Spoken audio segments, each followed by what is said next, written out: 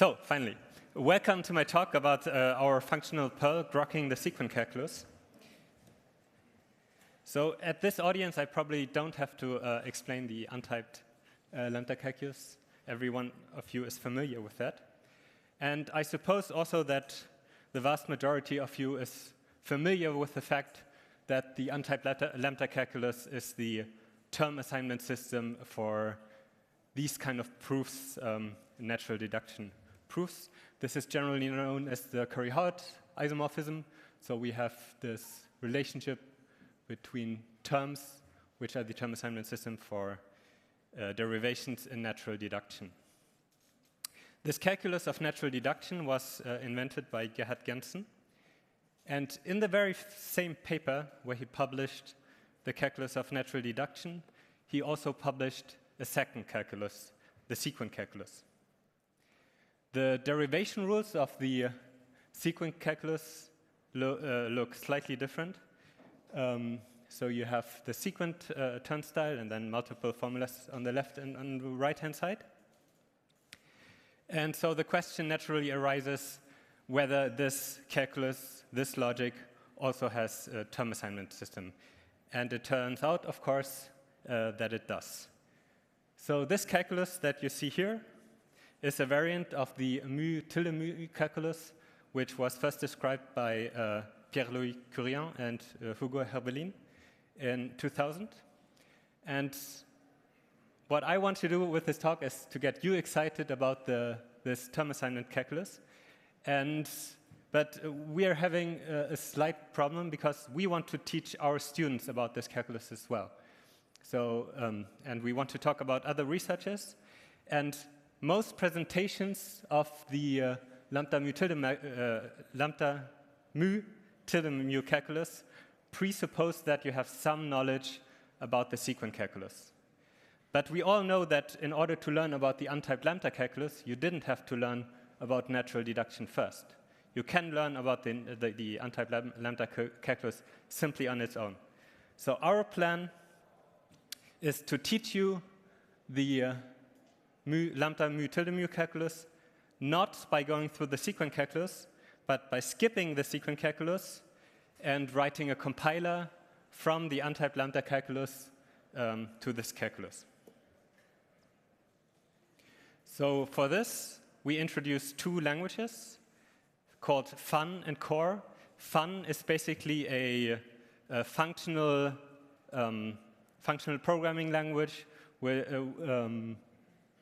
quite ordinary features, but also with some more interesting features. And we use this sequent calculus-based intermediate language Core as a target for our compiler. This language does not only have lambda abstractions and function applications, we also have let bindings, full data and co-data types, control effects, arithmetic primitives, and top-level definitions. And those features were not chosen at random, but each of these features serves to illustrate one of the features of the sequent calculus used as a compiler intermediate language. One of the first things that you can note is that in distinction to the untyped lambda calculus, which only has one syntactic category, the category of terms, here we suddenly have three syntactic categories. The first category, called P, is for producers of proofs. So expressions in this category under the Curry-Howard correspondence, they correspond to either producers of a data type or of proofs of a logical proposition. The second category is consumers, refutations, or continuations. So those are less familiar, but in essence, we're giving a first-class status to continuations and to refutations in the calculus. And the last component is called statements or commands, which correspond logically to contradictions if you look at them through the lens of the Curry-Howard isomorphism.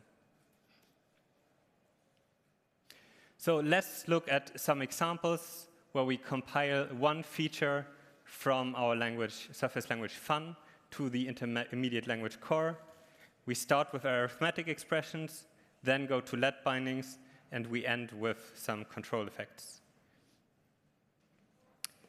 The arithmetic expressions are, in this simplified case, just variables, natural number literals, and if zero. If zero is basically like if then else, except it doesn't dispatch on a Boolean, but on a natural number, returns the second term here if the number is zero, and if it's a successor number, it returns the third case. We compile the surface language to what you can see here on the right. The case for variables and for natural number literals is obvious. And the basic idea is always that we go from terms of the surface language to producers of the core language. But here is the more interesting case for the if-zero statement. The outer construct that you can see here, so we have to return a producer, is a mu abstraction, which basically names an output, gives that output the name alpha, which is called a covariable, and we have to use that output in both cases of the if-then-else. Here in both cases, we apply the translation recursively, and you can read this as return the translated term T2 to the output A in the left case, and return the translated term T3 to the output alpha in the else branch. The second example that we are going to discuss is let bindings. So why are let bindings interesting?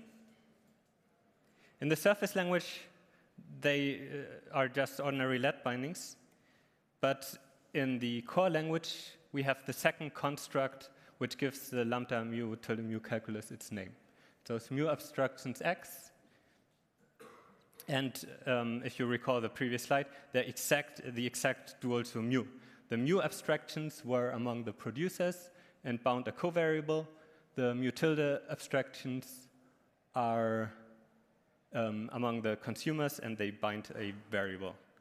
So if we then translate the let expressions, let x equal T1 and T2, we translate T1, so you can ignore what's around there.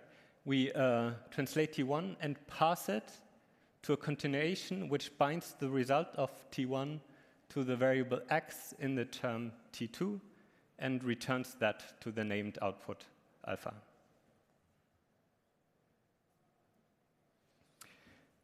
And the last example of a translation that I want to present you is control effects. So in the surface language, we have two control effects. They're called label and goto. Label, basically, they work very similarly to label and goto in imperative programming languages, but they are adapted for an expression-oriented language here. They are very similar to call CC and let CC. Basically, you introduce a label alpha in an expression T, and you can then jump to that label with the goto expression. But since we're in an expression-oriented language, we have to also pass this additional argument T when we jump to the label alpha. And what do we have to add in the core language? Nothing. Basically, the core language that I presented so far is classical, so it is already expressive enough to express these kinds of control effects. So, for example, if we look at the translation of the label alpha, what we are doing here is we are capturing the continuation alpha, and then this continuation alpha can now be used in the term T. And if it is not used, we just return the term T to the output alpha here. Goto looks very, very similar, but instead of alpha, we have a fresh variable beta. So if we are jumping to another point, we have to capture the current continuation and basically discard it. So what is happening here is we're capturing the continuation beta. We're not using it, we're discarding it, we're using the continuation alpha instead. Now let's see all those ingredients combined in an example. So this is a simple multiplication function that you can write in any functional programming language. You multiply all the elements in a list. But you might notice that this is a bit inefficient because if the list contains a 0, then maybe you don't want to multiply all the elements of the list. You directly want to return with 0. So instead, what you can write in the surface language is this function, optimized function here, where we add an outer label alpha around the recursive helper function mult prime. And the recursive function mult prime is very similar to the original function, except that we check whether the current element is 0, and if it is 0, then we jump to the outer label.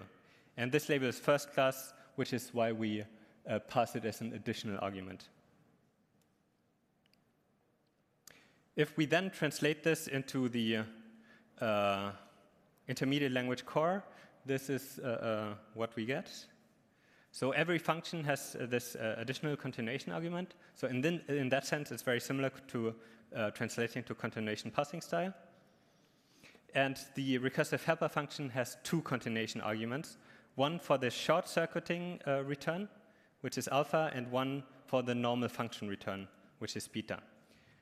So here, in that case, we jump to the continuation alpha with 0. And in the other case, we do the recursive call and create a more, a more complicated recursive call.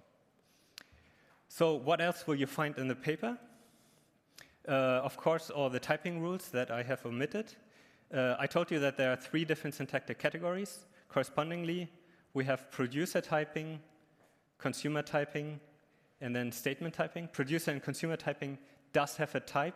Statement typing does not. There's an operational semantics. So for example, the feature that I showed you with the if 0. The typical property of the operational semantics is that you go from statement to statement. So you don't evaluate proofs, you just evaluate statements. And for the problem, what to do about nested computations, congruences, we present the focusing transformation, static focusing, which explicitly sequentializes computation. So for here example, if the argument p of the if0 is not a value, then we bind it to the variable x, which approximately works like an A and F transformation. So for the operational semantics, there's no need for evaluation contexts. And the most important part is what kind of insights can you gain from going from a normal compiler intermediate language to the sequent calculus-based intermediate language. We've already seen the mu and mu tilde constructs. And one of the central insight is that let bindings, which correspond to the mu tilde, and control operators, which correspond to the mu operator, are perfectly dual. Similar, if we have pattern matching on data and co-pattern matching on co-data types, they are not perfectly symmetrical in ordinary languages based on natural deduction, but they are perfectly dual in the sequent calculus. Commutative conversions, so the case-of-case transformations, are not special case. They are just mu reductions in the calculus. And it is a very good framework for exploring the duality of call by value and call by name. So we have separate sections which discuss all of those insights. I have those in bonus slides, but it appears that we will not have enough time. If there's one takeaway message that I want you to take home is this calculus gives you the expressive power of continuation passing style. So you always can capture the current continuation, but you don't have those complicated CPS types which involve double negations. So this is why it's very interesting, and especially interesting if you compile a language which has control effects or other kinds of delimited continuations or effect handlers. So thank you for listening. I should also mention my co-authors, Markus Tzschentke, Marius Müller, and Klaus Ostermann. You notice the small badge here for the artifact. We also have an implementation available where you can try out programs, see the reduction, and yeah, try to get a better understanding of the sequent calculus. Thank you.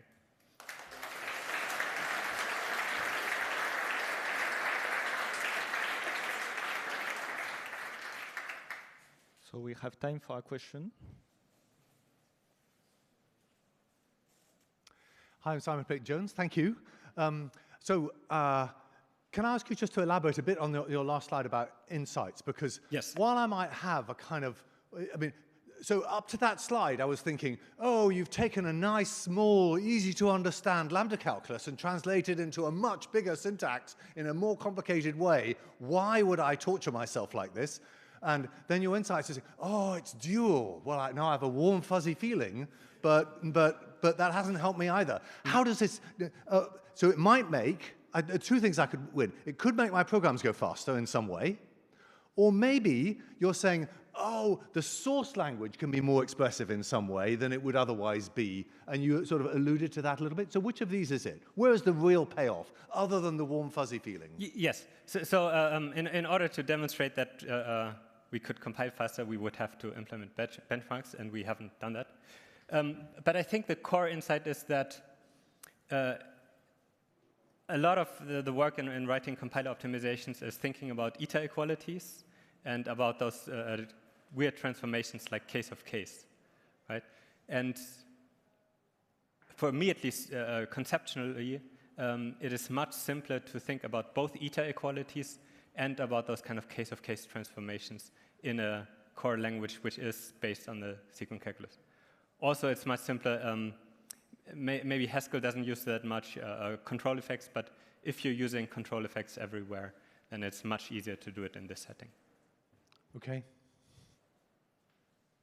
Well, we'll need to go to the next talk. Let's thank the speaker.